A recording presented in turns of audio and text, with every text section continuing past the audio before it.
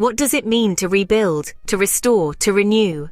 Is it merely a physical act of reconstruction, or does it carry deeper, more profound connotations? The book of Isaiah paints a vivid picture of restoration and renewal.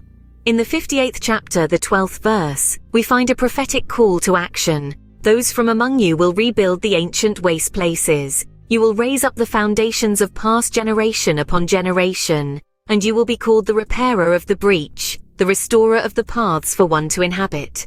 This verse is a metaphorical symphony of revival. To rebuild ancient ruins is to restore what was once glorious, but has fallen into disrepair. A revival of both the spiritual and physical aspects of life, raising up age-old foundations, represents the strengthening of enduring principles and values. Being a repairer of broken walls is about healing and reconciliation, mending the fractures within communities and relationships. The restorer of streets with dwellings paints a picture of a thriving city, a symbol of restored prosperity, safety, and community life. In contrast, we find a different perspective in the book of Jeremiah, chapter 6, verses 6 through 12. Here the ancient paths are presented as the good way, yet the listeners are reluctant to walk in them.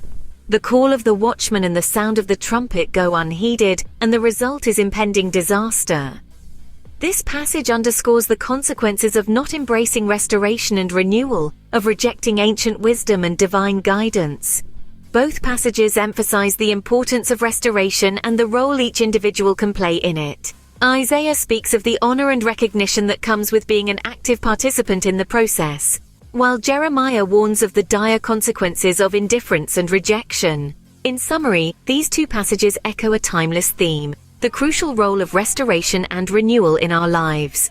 Isaiah inspires with a vision of active participation in rebuilding and restoring, while Jeremiah warns of the perils of ignoring the call to renewal. Both passages underscore the significance of ancient wisdom and the importance of heeding divine guidance, painting a comprehensive picture of the concept of restoration in both its positive and negative aspects. So, as we navigate our modern world, these ancient texts challenge us to consider: how are we contributing to the process of restoration and renewal in our communities and in our personal lives? And what might be the consequences if we choose to ignore this call to action?